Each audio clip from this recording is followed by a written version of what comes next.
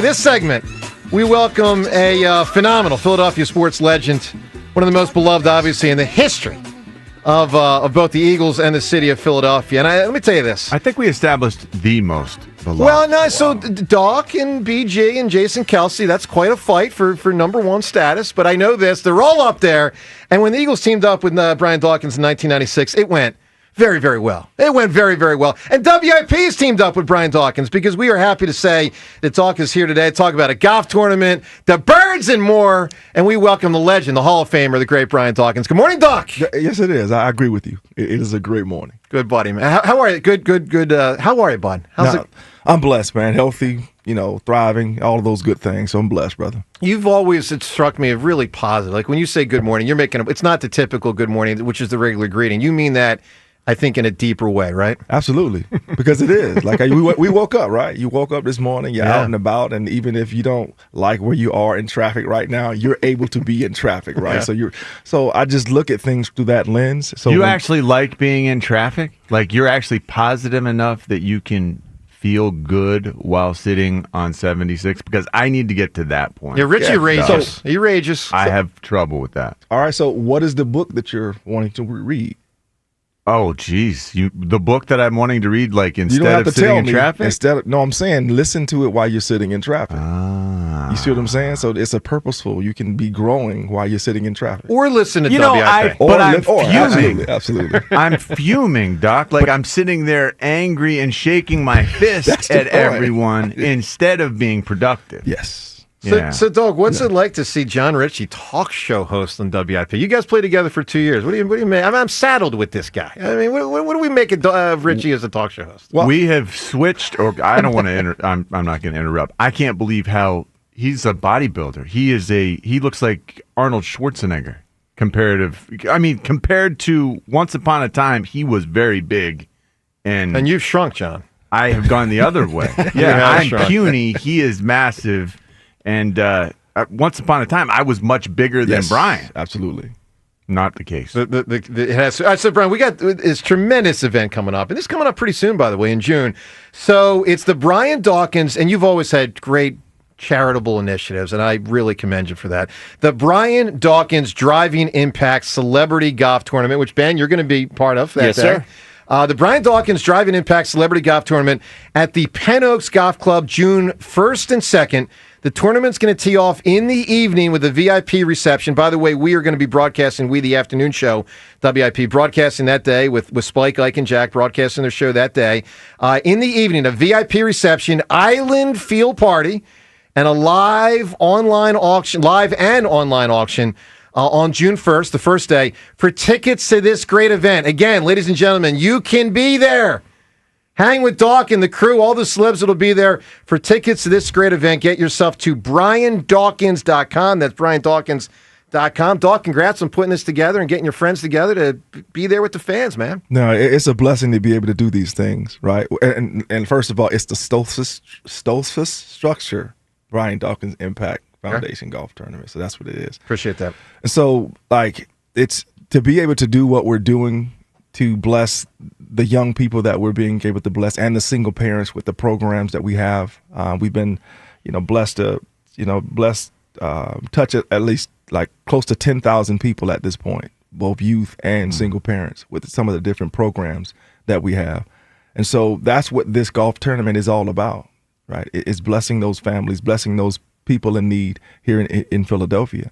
So when you come out to this particular event this year, though, there's a theme to it. There's a Hawaiian field party, right? That's your style. And so the reason why that is because I was like, I remember going to the Pro Bowl, and the Pro Bowl used to be in Hawaii. Yeah.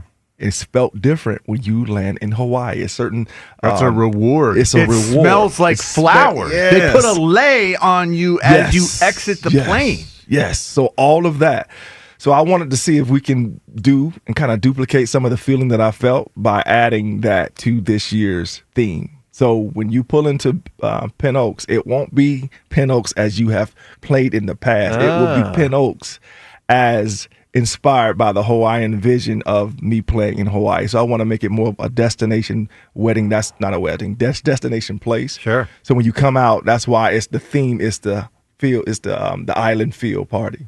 That's fantastic. Again, BrianDawkins.com is the website. Obviously, a lot of celebs will be there. A lot of, some of your buddies, right, from the team through the years. Guys will be there. Absolutely. And what an opportunity. And again, we as a radio station happy to be partnered up with this because Spike, Ike, and Jack will be broadcasting from there. And I'm sure they'll be having some of the guys on for interviews that day. It should be quite a day. Now, speaking of quite a day, Dogs, about 3 months ago, Eagles had an all-time day. All right, let's get to Super Bowl 59. So we all swelled with pride. I mean, we all felt it. I got to imagine you felt it on a particularly deep level, to say the least. If you could, what was just going through your body and your mind watching the Eagles play probably better than the team, the organization has ever played? I think they were better than 2017. I don't think the team had ever played better to wallop the Chiefs, who were a heck of a team. What was the experience like for you watching that football game? Well, the whole time I was like, okay, so I'm waiting on the run. So when is the run going to happen? Like, they're going to come back. They're going to do something that the momentum's going to shift some type of way. Something's going to happen to have them shift that momentum, and it didn't happen. No. So the whole second half, after halftime, that's what I was waiting for. And I was thinking, okay, so how are the Eagles going to respond when they begin to come back? And it never happened. And I was like, you guys to be kidding me.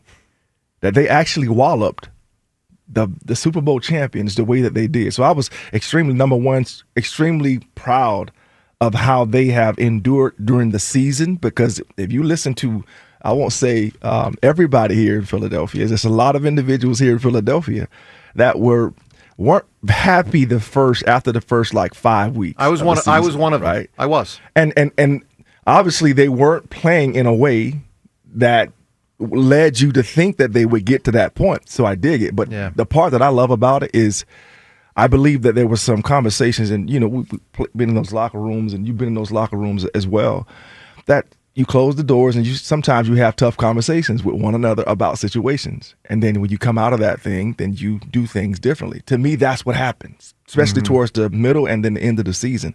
Some tough conversations were had, right? Players, coaches, but player to player.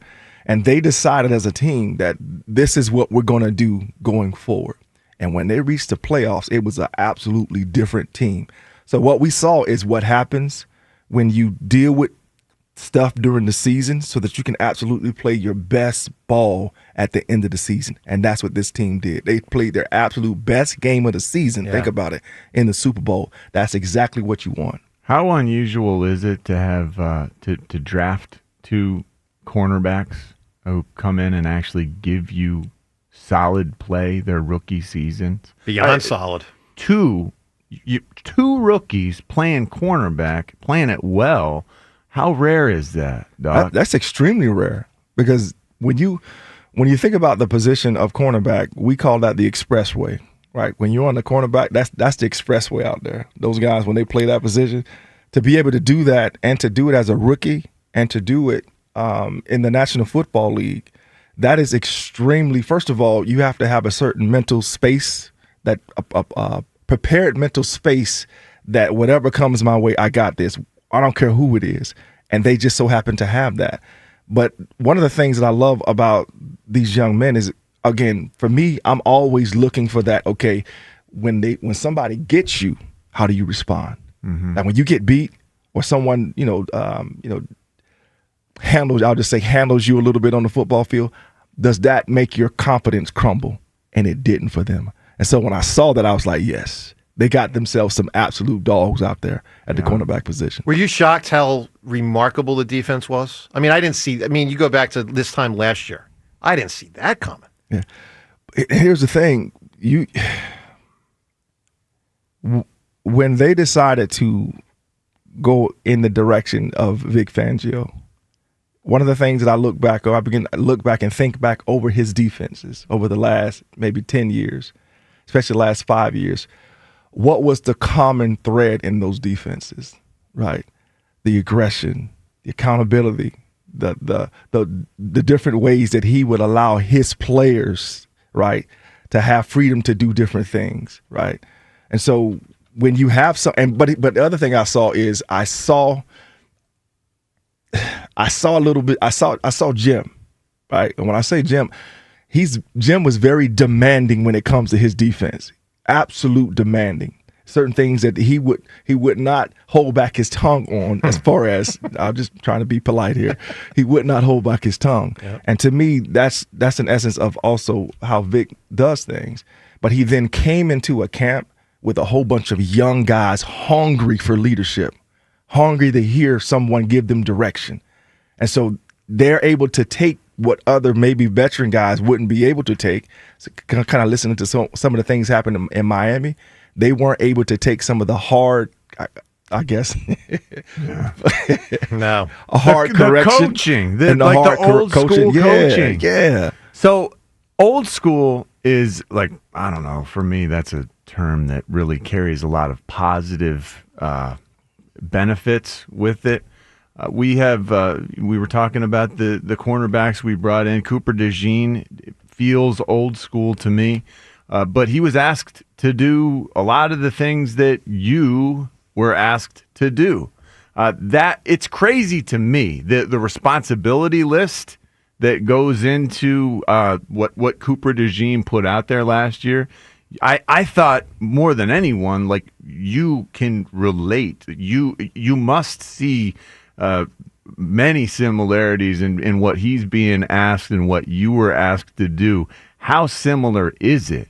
How amazing is that commonality that you see displayed? You guys are doing a lot of the same things. Absolutely, very similar in that respect of how he was used on the field. Now, last year he was used like I was in my first couple of years. Obviously, I didn't do it as well as he did. As far as I was basically the fourth corner on the field a lot of times, the way Emmett used me. So I was actually a cornerback in that regard.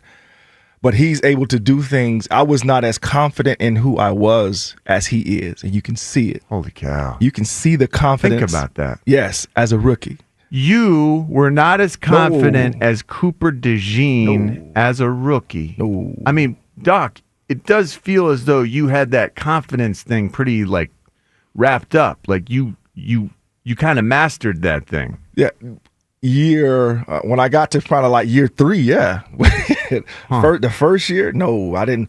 I've always tell people that I had to believe in Emmett's vision of me until I can come up with my own vision for myself. Wow. So I was going after things that Emmett said that I could do. I didn't know what I could do yet. But once I began to say, okay, and what I mean by that is he would always correct me when I was doing good things. And I'm like, why is he always hard on me when I do good things? Because in his mind, I'm supposed to be doing this great thing. But when I finally recognized what he saw, and then I understood what I can do, I began to come up with the vision of who I am.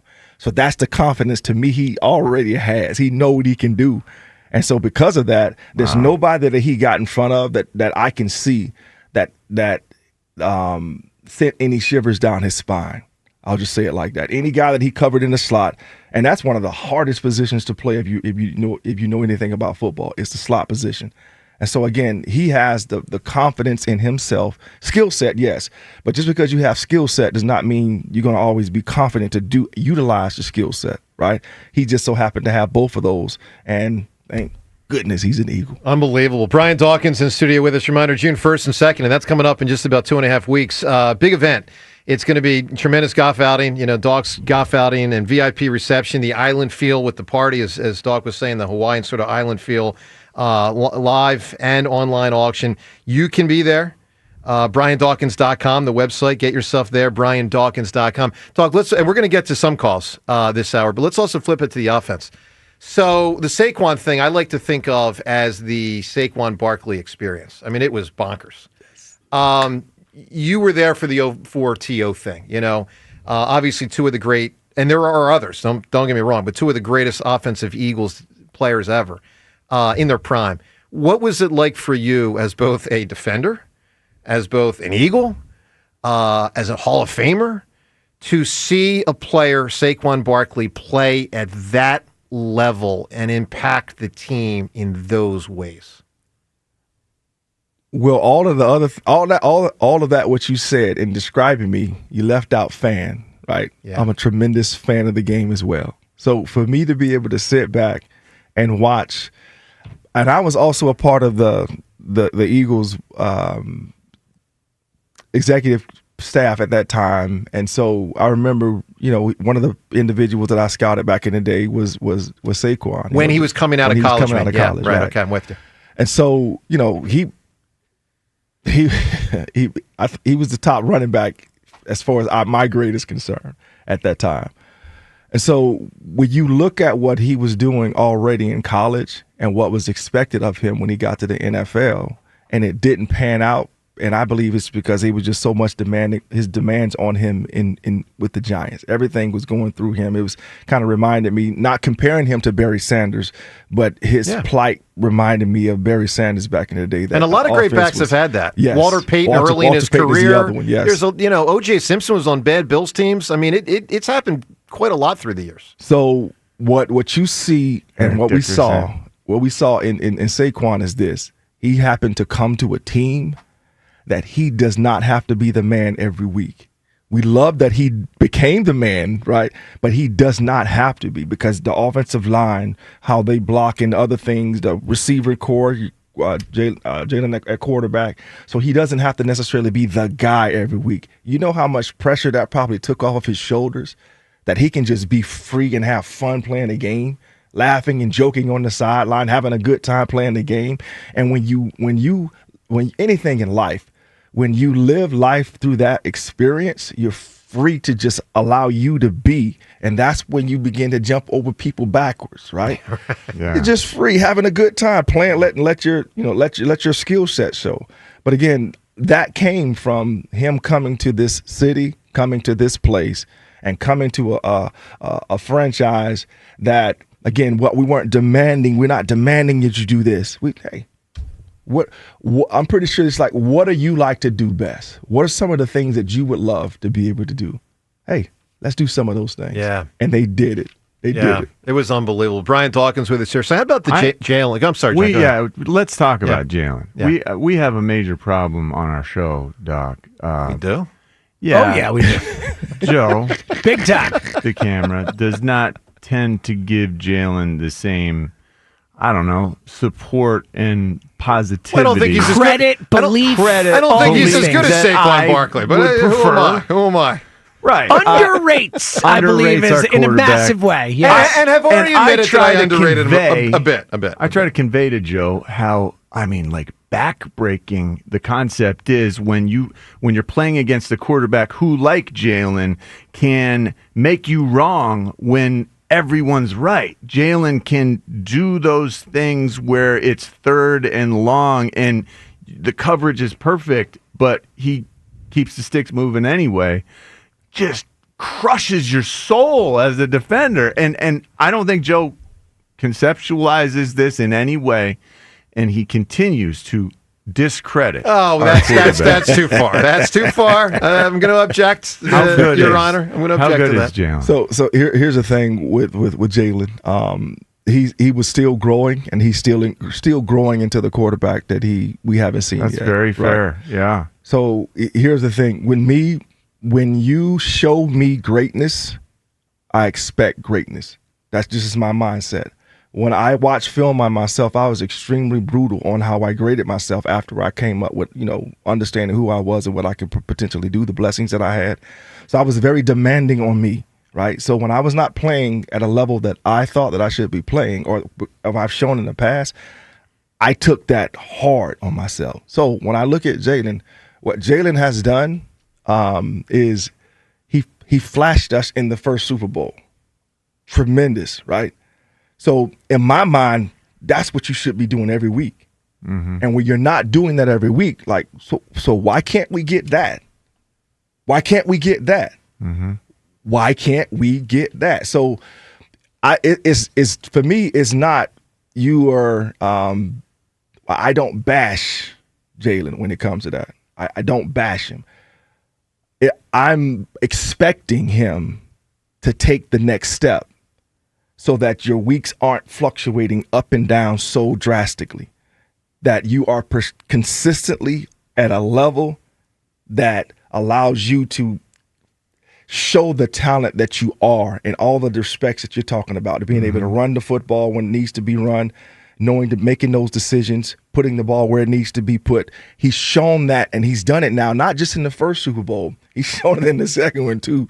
So now, this year coming up, like, I'm expecting a version of that. Maybe not to that level, but a high version of that consistently throughout that year. That's what I'm expecting. Brian Dawkins in studio. All right, more about the Goff outing and more with Doc. The schedule. We got to get to the schedule and more